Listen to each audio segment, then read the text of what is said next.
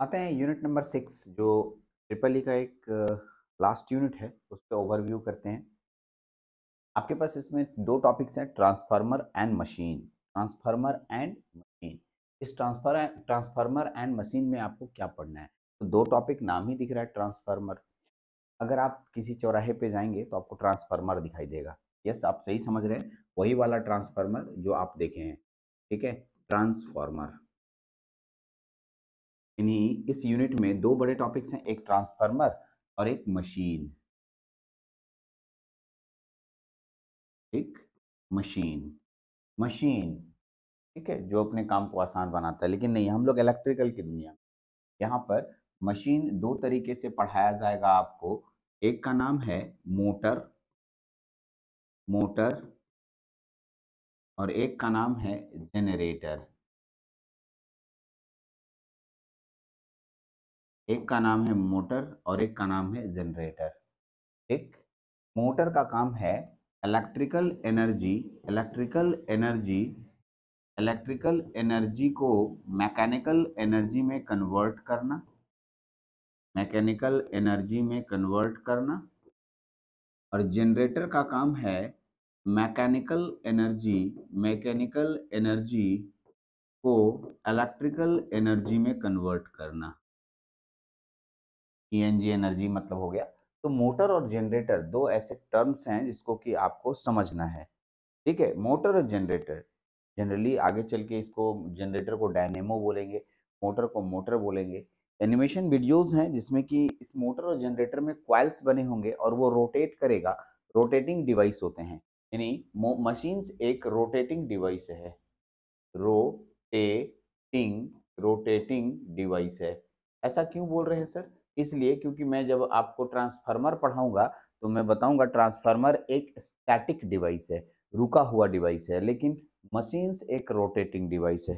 चलिए मैं मशीन के एनिमेशन वीडियोस पे लेके जाता हूँ आपको और ये समझाने की कोशिश करता हूँ एग्जैक्टली वो वर्क कैसे करता है। ठीक है, तो मशीन्स के पास पहुंच रहे हैं। आप देख रहे होंगे ये डीसी मोटर का एक फोटो है मेरे पास, इसमें अलग अलग पार्ट्स दिखाई दे रहे हैं। इसमें कि अलग अलग पार्ट्स के अकॉर्डिंग देखिए, ऊपर का ये पार्ट है, अंदर में ये पार्ट को मैं निकाल निकाल के एक एक करके समझाया हूँ। एग्जैक्टली मैं हर एक का काम और वर्क बताऊंगा आगे चल के कैसे ये काम करता है। ठीक है, आइए जनरेटर कैसे काम करता है। ठीक है, ये देखिए जनरेटर, ये तो एसी वाला है। ठीक है, मोटर कंस्ट्रक्शन जीआईएफ देख लेते हैं। ये देखिए, ये हमारे पास है जो कि मोटर वर्क करता है। एग्जैक्टली आप देख रहे होंगे कि यहाँ से प्लस दिया जा रहा है और ये माइनस दिया जा रहा है, इसका मतलब ये डीसी मोटर है। और ऐसा अंदर के पोर्शन में दिखाई दे रहा है कि इसमें तांबा का तार लपेटा हुआ है और ये इस तरीके से एक डायरेक्शन में घूम रहा है। ये जो पीला पीला लाइन है, ये मैग्नेटिक फ्लक्स लाइन है। वो दिखता नहीं है लेकिन हमें यहाँ दिखाना है पढ़ाने के लिए, इसलिए मैंने दिखाया है। ठीक है, इस तरीके से तो ये मोटर कैसे एक दूसरे कैसे काम करता है, यानी फ्लक्स को लिंक कैसे करता है और उसकी वजह से फोर्स कैसे जनरेट होता है, इसमें मोशन कैसे आता है, ये सारी चीज़ें मोटर में स्टडी कराई जाती हैं। मोटर एक बहुत ही इम्पोर्टेंट टॉपिक है, मज़ेदार टॉपिक है जिसको कि वन बाय वन स्टडी किया जाता है अच्छे से, इसके टॉपिक्स बाय टॉपिक्स। ठीक है, चलते हैं, पे हम लोग बात करेंगे। आते हैं, एक और टॉपिक है हम लोग के पास। ठीक है, पहले मोटर वाले पे आ जाते हैं, फिर हम लोग बात करते हैं। तो मोटर और जनरेटर आपने देखा कि इसके 2 टाइप्स होते हैं, मोटर और जनरेटर। एग्ज़ैक्टली दोनों के कंस्ट्रक्शन और वर्किंग में बहुत ज़्यादा अंतर है नहीं। ठीक है? अगर मान लिया कि देखिए मैं एक बार एग्ज़ाम्पल दे रहा हूँ, अभी समझाया उसी को। ये मैग्नेट ले लिया नॉर्थ पोल और ये मैग्नेट ले लिया साउथ पोल। यहाँ पर मैंने ये मैग्नेटिक लाइन से इधर निकलता है, आप जानते हैं मैग्नेटिक है। फिर मैंने कॉइल बना दिया, कॉइल अलग कलर का यूज़ कर रहा हूँ, कॉइल को अलग कलर का यूज़ कर रहा हूँ, इस तरीके से। ठीक है? अगर मैं यहाँ पर एक बल्ब लगा देता हूँ, देख लीजिए, और मैं यहाँ एक हैंडल लगा देता हूँ। हैंडल समझते हैं आप? हैंडल, इस हैंडल को घुमाएँगे तो अपने आप बल्ब जलेगा। तो आप हैंडल से एनर्जी कौन-सा दे रहे हैं? मैकेनिकल एनर्जी दे रहे हैं। और यहाँ कौन-सा एनर्जी बन रहा है? इलेक्ट्रिकल एनर्जी बन रहा है। मैकेनिकल एनर्जी से इलेक्ट्रिकल एनर्जी में कन्वर्ट करने वाला डिवाइस जनरेटर, ये जनरेटर बन गया। देखते नहीं हो जनरेटर में ऐसे करके घुमाते हैं, तो उसके बाद उसमें डीज़ल इंजन लगा रहता है, उसको और ज़ोर से घुमाता है। तो जब हम इसको घुमाएँगे बाहर के एक्सटर्नल फ़ोर्स से, तो फ्लक्स के द्वारा लिंक होगा और इलेक्ट्रिकल एनर्जी बनेगा। वहीं पर, ठीक है, वहीं पर इसी को उल्टा कर दीजिए थोड़ा। ये मेरे पास नॉर्थ पोल, ये साउथ पोल, ठीक है, ये मेरा कॉइल हो गया, लेकिन इस कॉइल में करना क्या है, आपको यहाँ पर एनर्जी सप्लाई देना है, यहाँ प्लस माइनस सप्लाई दीजिएगा। तो यहाँ एक बल्ब लगा दीजिए, देखिए अब बल्ब जलने लगेगा।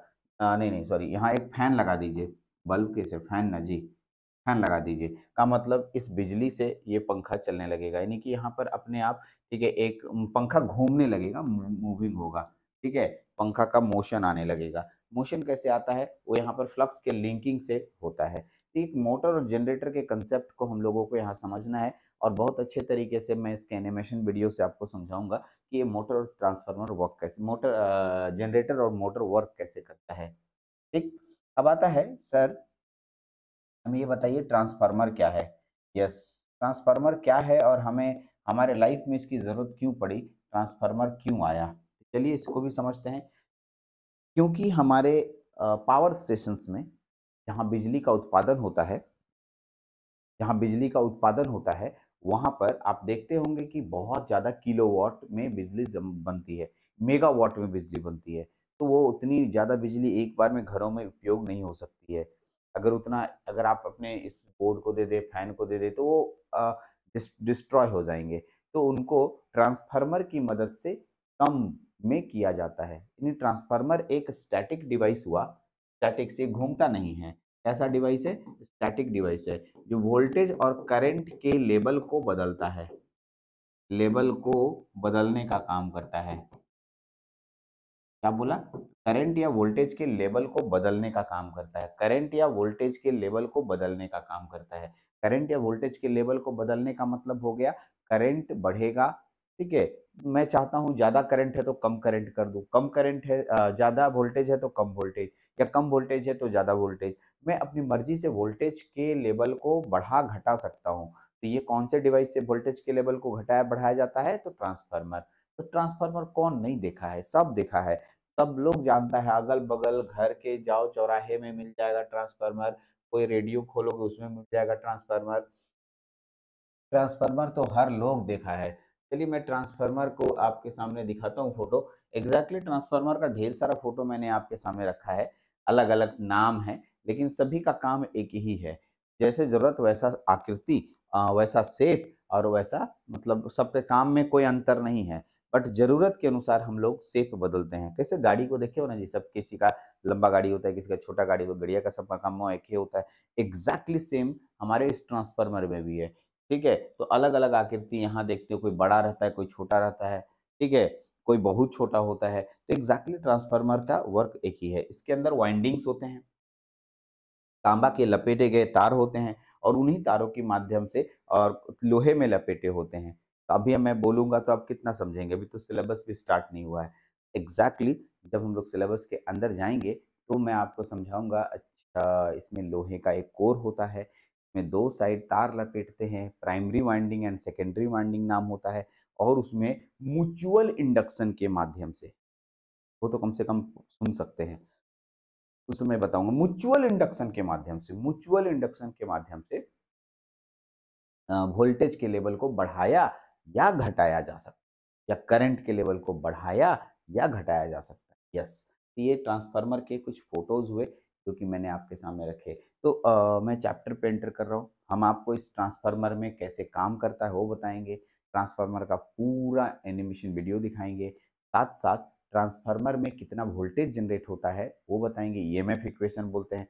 ट्रांसफार्मर के अंदर कुछ लॉसेस होते हैं, उसको भी पढ़ेंगे। ठीक है? ये इस तरीके से पूरा यूनिट्स का पूरा एक-एक टॉपिक हम लोग वन बाय वन स्टडी करने वाले हैं। ठीक है? तो चलिए आपको मैंने सिर्फ ओवरव्यू कराया कि मैं आपको क्या बताने वाला हूँ, कैसा दिखता है, उस पर अब पूरी बात होगी एग्ज़ैक्टली वन बाय वन। ठीक? चलिए, वीडियो में इतना ही। Thank you.